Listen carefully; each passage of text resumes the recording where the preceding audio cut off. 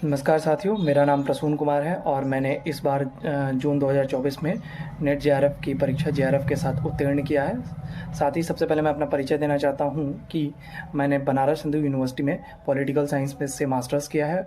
इससे पहले पटना यूनिवर्सिटी से मेरा ग्रेजुएशन हुआ है इसी सब्जेक्ट से। और इस वीडियो को रिकॉर्ड करने का मेरा सबसे बड़ा उद्देश्य यह है कि मैंने इन 2 दिनों में 17 तारीख को हमारा रिज़ल्ट आया। इन 2 दिनों में मैंने ये जाना कि काफ़ी बच्चे काफ़ी परेशान हैं कि वो किस प्रकार इस एग्ज़ाम को क्रैक करें। 2 महीने 3 महीने में इतने बड़े यूनिट्स 10-10 यूनिट्स दोनों पेपर 1 और पेपर 2 में होते हैं और उन दोनों को कैसे क्रैक करें और कम समय में बेहतर रिजल्ट्स कैसे लाएं, इसके लिए वो काफ़ी परेशान है। और उन्होंने बहुत सारे मैसेजेस मुझे भेजे हैं जिन मैसेजेस का इंडिविजुअली रिप्लाई करना मेरे लिए बहुत बहुत मुश्किल का काम है। इसलिए मैंने सोचा कि एक वीडियो बनाऊं और अच्छी चीज़ों को फैलानी चाहिए, ऐसा मेरा मानना है। तो ताकि सबका हेल्प हो सके इसलिए मैंने इस वीडियो को रिकॉर्ड किया है। तो आप अंत तक देखें और जानें कि किस प्रकार मैंने कम समय में इतना अच्छा स्कोर किया और ख़ुद की कैपेबिलिटी को मैंने कैसे इन्हेंस किया, कैसे इंक्रीज़ किया, आप इस वीडियो के माध्यम से जान सकते हैं। मेरे प्यारे साथियों, इधर उधर की बात ना किए बिना हम लोग सीधे टॉपिक्स पे आते हैं कि किस प्रकार मैंने इस जर्नी को पूरा किया और जेआरएफ हासिल किया। साथ साथ आप ये देख पा रहे हैं कि आप 2 महीने में एम लक्ष्मीकांत पूरा नहीं कर सकते हैं, 2 महीने में आप ओपी गावा पूरा नहीं पढ़ सकते हैं। इसके साथ साथ आपको 10-10 यूनिट दोनों पेपर में पढ़ने हैं।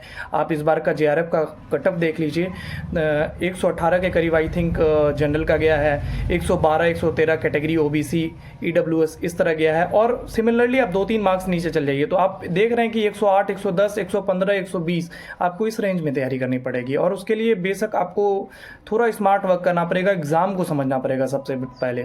तो मैं अपनी स्ट्रेटजीज़ भी बताऊंगा जो एकदम प्रैक्टिकलिटी के साथ है। मैं ये नहीं करूंगा कि ये कर लो वो कर लो, जो आप कर सकते हैं मैं वही बताऊँगा। और शायद आप अगर इस पूरी वीडियोज़ को देखते हैं तो आप बेशक कुछ प्रोडक्टिव यहाँ से पॉजिटिविटी लेके जाएंगे, मैं दावे के साथ कह सकता हूँ। तो आइए नज़र डालते हैं। मेरे प्यारे साथियों, तो आपको सबसे पहले ये पता होना चाहिए कि हमें पेपर 1 और पेपर 2 दोनों में 10-10 यूनिट पढ़ने होते हैं, ठीक है।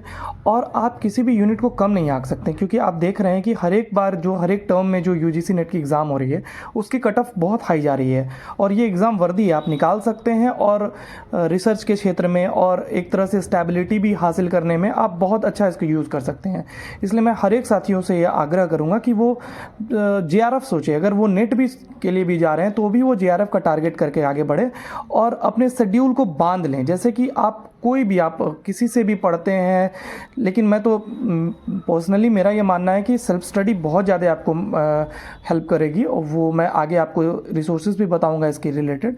लेकिन जैसे आप देख रहे हैं यहाँ पे इसको पॉज करके आप देख सकते हैं कि मैंने इसी प्रकार तैयारी की थी कि मैंने पर डे का शेड्यूल बना लिया था और दोनों को डिवाइड कर दिया था कि यानी अगर आप 2 टाइम में बांट लें, खाना खाने से दिन से पहले और खाना खाने के बाद, तो आप इस प्रकार डे शेड्यूल कर सकते हैं कि आप एक यूनिट को पेपर 1 और पेपर 2 दोनों को साथ लेके चलें। इससे क्या हो जाएगा कि आप किसी भी यूनिट को एग्ज़ाम आते वक्त आपके पास सारे यूनिट कवर होंगे और 10 दिन पहले आप इसको और मर्ज कर लें, जिससे क्या करें कि आप हर दिन 2 या 3 बार आप रिवाइज कर सकें। मैं आपको आगे बता रहा हूँ। सबसे पहले एक ये UGC net guide pol science help का आता है। ये बेहतरीन बुक है, इसमें आपको फैक्ट्स और कंसेप्ट्स मिलते हैं जो आप एग्ज़ाम के टाइम बार बार रिवाइज कर सकते हैं। मैंने इसमें क्या किया कि जो कंसेप्ट इसमें थे मैंने उसे तो बहुत अच्छे से याद किया।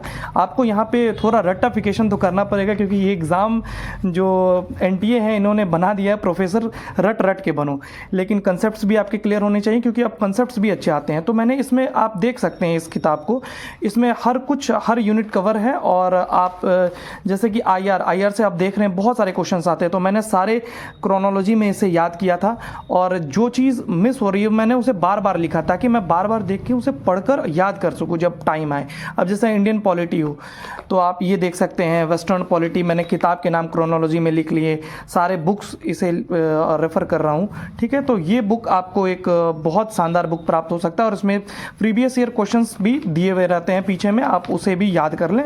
और मैं तो कहूँगा याद करके लें, मतलब कि कंठस्थ कर लें इस प्रकार, और वो आप कर सकते हैं। बार बार करने से ये चीज़ें आपको आसानी से याद भी हो जाएंगी। के साथ साथ आप प्रद्युमन त्रिपाठी सर की एक बुक आती है यूजीसी पॉलिटिकल साइंस पेपर 2 की, आप इसमें कंसेप्ट्स पढ़ सकते हैं। ये यूनिट वाइज दिया हुआ, और मैंने इसमें जैसे कि आप देख सकते हैं कि मैंने इसमें बना लिया था, जैसे 3, 4, 5 जून को मैं ये पढ़ूंगा, सेकंड रिवाइज मेरा 8 जून को होगा, और इसी प्रकार जैसे कि गवर्नेंस पॉलिसी का है कि 2 दिन में ये हो जाएगा। ये एग्जाम के एकदम नियरेस्ट आने पर मैंने इसमें बना लिया था कि मैं पहली बार रिवाइज ये करूँगा, सेकेंड बार ये करूँगा, और इस प्रकार मैंने तैयारी की। इसमें PYQ भी अवेलेबल है, और देखिए मैंने किताब को अच्छी तरीके से पढ़ा है, बार बार पढ़ा है, 10 बार 20 बार आप जितनी बार कर सके। और ये छोटे से कंसेप्ट्स उसमें बहुत, जैसे आप कंजर्वेटिज्म देख रहे हैं तो इसमें हर कोई, जैसे इसका इंट्रोडक्शन दिया हुआ है, ओरिजिन ऑफ कंजर्वेटिज्म दिया है, इसके साथ साथ इसमें जितने सारे टाइप्स हैं, इसके जितने सारे इंपॉर्टेंट थिंकर्स हैं, उसके साथ साथ PYQ, यहाँ PYQ भी अवेलेबल है, तो आप इसे भी फॉलो कर सकते हैं। इसमें आपके कंसेप्ट्स और PYQ दोनों क्लियर हो जाएंगे।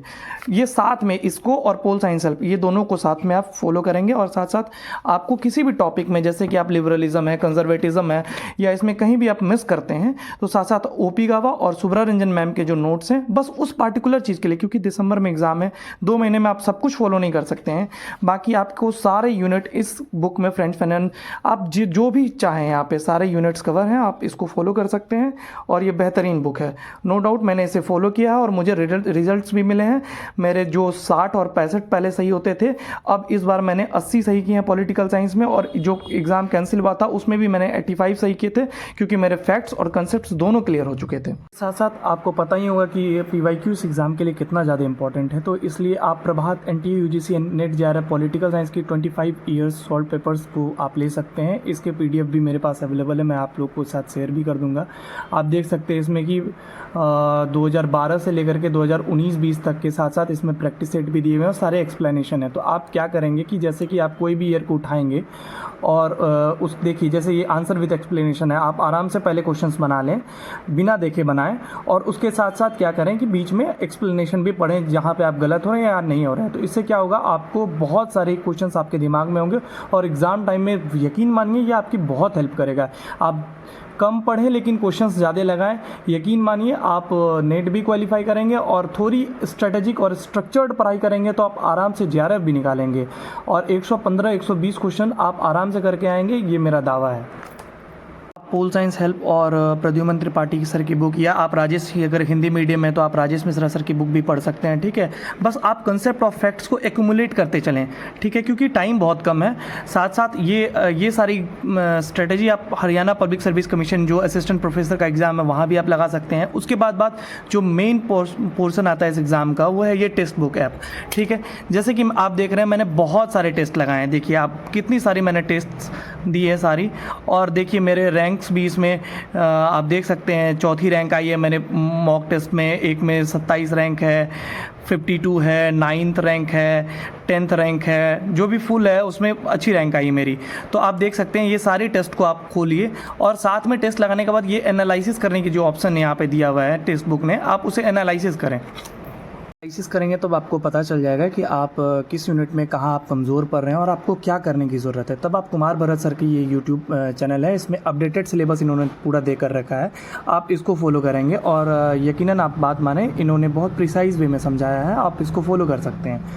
इसके साथ साथ आप कुछ ऐड ऑन करने के लिए, क्योंकि सब कुछ आपको यहाँ नहीं मिलेगा, थोड़े थोड़े रिसोर्सेज आपको खोजने पड़ेंगे, तो उसके लिए कुछ बाइजूस की नोट्स हैं और कुछ आपको KVS मदान से, जैसे कि एकदम सेलेक्टेड पढ़ना है, आपको उससे रिसर्च पढ़ लेना है, ठीक है। तो जहाँ पे आपको कंसेप्ट लैग करें, बस उन्हीं टॉपिक्स को आप किसी बुक से पढ़ें, क्योंकि 2 महीने में आप सब कुछ नहीं कर सकते हैं, आपको ये लेके चलना पड़ेगा, क्योंकि आप एक स्मार्ट स्ट्रेटेजी करें जिससे आपका कंसेप्ट क्लियर होते रहें, और PYQ के टाइम में आप उसको देखें कि आप क्या कर पा रहे हैं। जैसे कि मैंने बताया था, अब पॉलिटिकल थियरी है, वेस्टर्न पॉलिटिकल थाउट है, आप अगर किसी भी थिंकर का बुक या जैसे ब्रायन नेल्सन पढ़ते हैं या कोई भी बुक पढ़ते हैं, सुब्रता मुखर्जी या जो भी पढ़ते हैं, उसका टाइम अभी तो बचा नहीं है, तो आप जैसे मैंने बताया तो वो सारी चीज़ आप फॉलो कर सकते हैं। इसके साथ साथ जैसे अब इंडियन पॉलिटी है, तो इंडियन पॉलिटी के लिए एक उड़ान का जो इंडियन पॉलिटी आता है, जैसे कि 1 IAS का, तो ये आप रोज़ अगर 5 पेज भी करते हैं, या जैसे मैंने सिलेबस बता के देखा है, जैसे देख सकते हैं आप, मैंने अंडरलाइन कर रखा है, मैंने सारा कुछ इसमें पढ़ के रखा है, ठीक है।